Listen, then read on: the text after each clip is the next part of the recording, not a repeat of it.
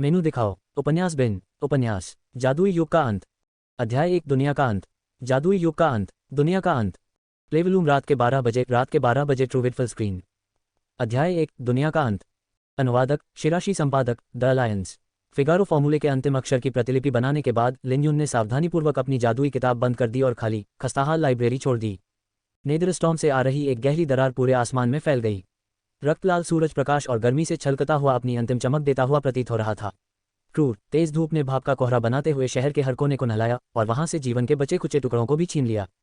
शहर के केंद्र में आश्रय टॉवर अभी भी काम कर रहा था, लेकिन वह फीकी धूमिल रोशनी हमेशा लोगों को उस बूढ़े आदमी के बारे में सोचने पर मजबूर कर देती थी जिसने 3000 वर्षों तक हेस सिटी के आश्रय टॉवर की हमेशा रक्षा की थी। साथ ही उन्हें यह भी याद दिलाया था कि यह युग खत्म होने वाला था। ये इनोसेंट था, एक ऐसी दुनिया जिसने एक बार एक शानदार जादुई सभ्यता को जन्म दिया था, लेकिन मैना की कमी के कारण मरने वाली थी। जब इनोसेंट अपने चरम पर था तब मनुष्य वास्तव में जादू को अकल्पनीय ऊंचाइयों तक पहुंचाने में सक्षम थे।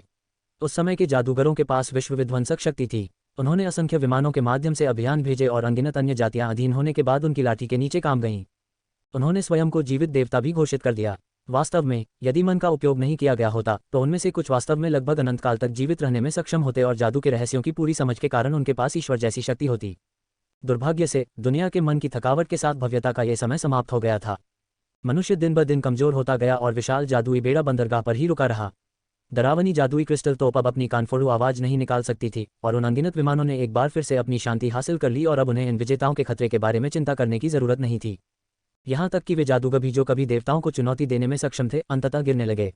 वे ये जानकर हैरान रह गए कि अपनी जादुई क्षमता खो देने के बाद वे समय की मार के सामने शक्तिहीन हो गए थे। एक के बाद एक नाम जो कभी वीरतापूर्ण स्मृतियों को जगाते थे, कब्रों पर उकेरे गए।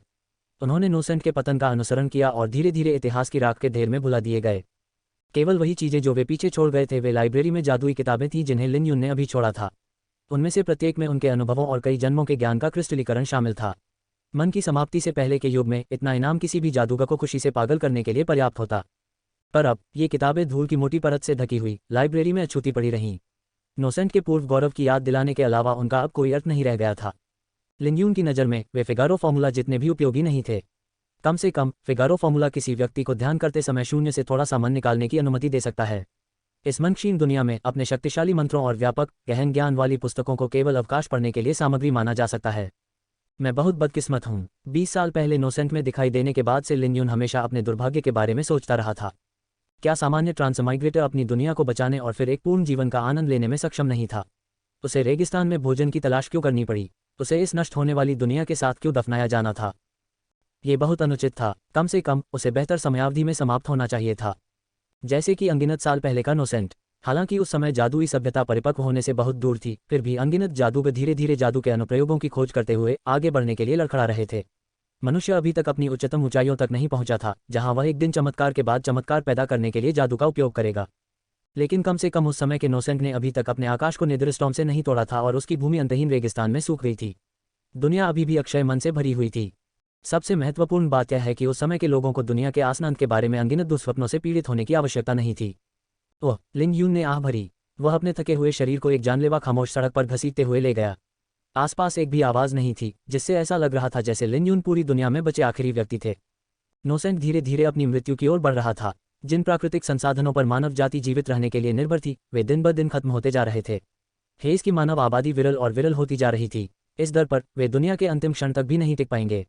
ऐसा लग रहा था कि इस सन्नाटे के तहत हेस एक वास्तविक भूतिया शहर में बदल सकता है।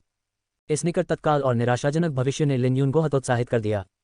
ये सही नहीं है, ये वास्तव में थोड़ा ठंडा है। लिन युन 20 वर्षों से हेस में रह रहा था और लंबे समय से क्रूर सूरज के साथ साथ शहर के बाहर चिलचिलाती रेगिस्तान का आदी था। ठंड का यह एहसास जो उसने पिछले 20 वर्षों से अनुभव नहीं किया था, ऐसा महसूस हुआ जैसे कोई सांप उसके कब्जों में घुस रहा हो, जिससे उसकी पीठ में झुंझुनी महसूस हो रही हो। लिन युन के चेहरे पर दर्द झलक गया और उसने डर के मारे पीला पड़ने से पहले आसमान की ओर देखने के लिए अपना सिर उठाया। हेस का आकाश बिल्कुल काला था और असीम अंधकार स्वर्ग और पृथ्वी के बीच की सारी रोशनी को निगल रहा था। आश्रय टॉवर जिसने कुछ सहस्राब्दियों तक हेस की रक्षा की थी, अंततः उसका मन समाप्त हो गया।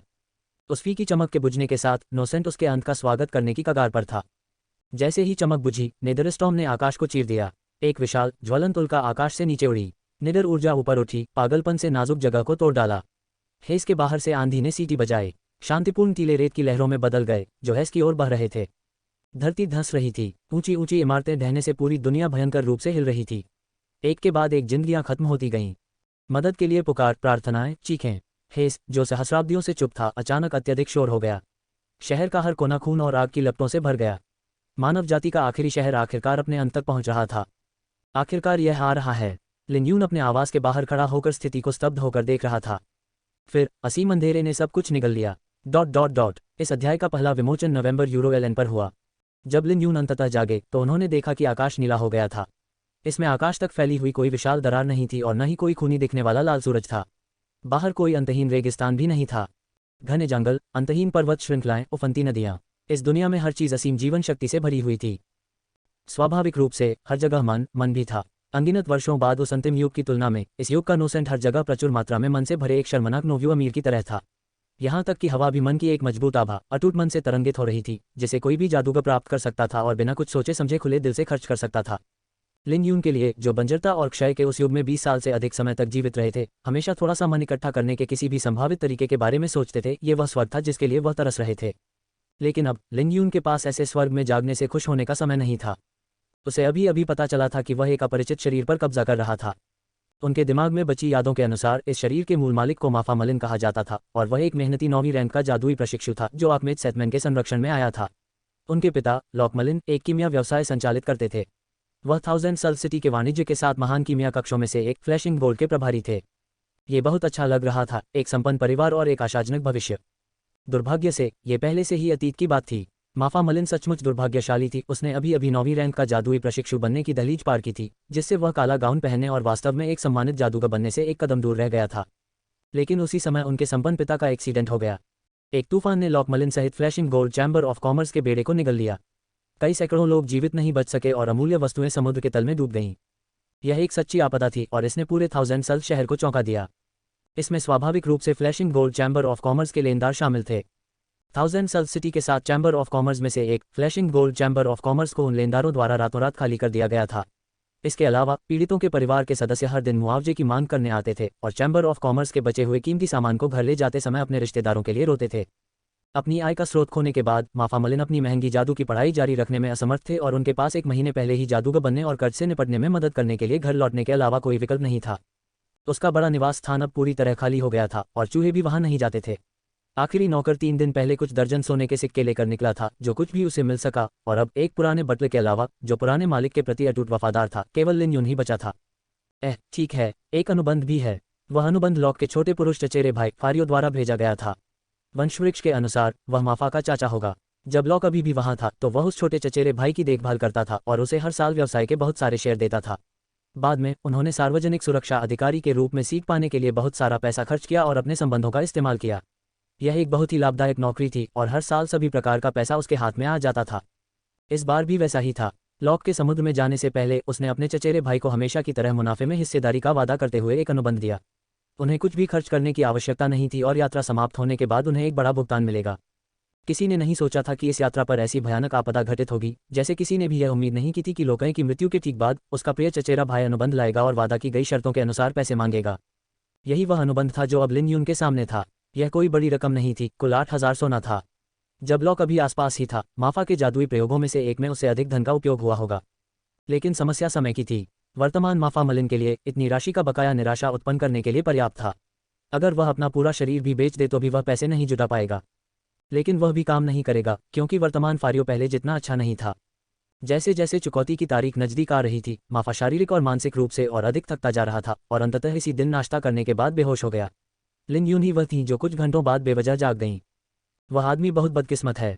अपने दिमाग में बची यादों को पचाने के बाद लिन यून के पास आहें भरने के अलावा कोई विकल्प नहीं था। यह माफा मलिन लड़का सचमुच दुर्भाग्यशाली था।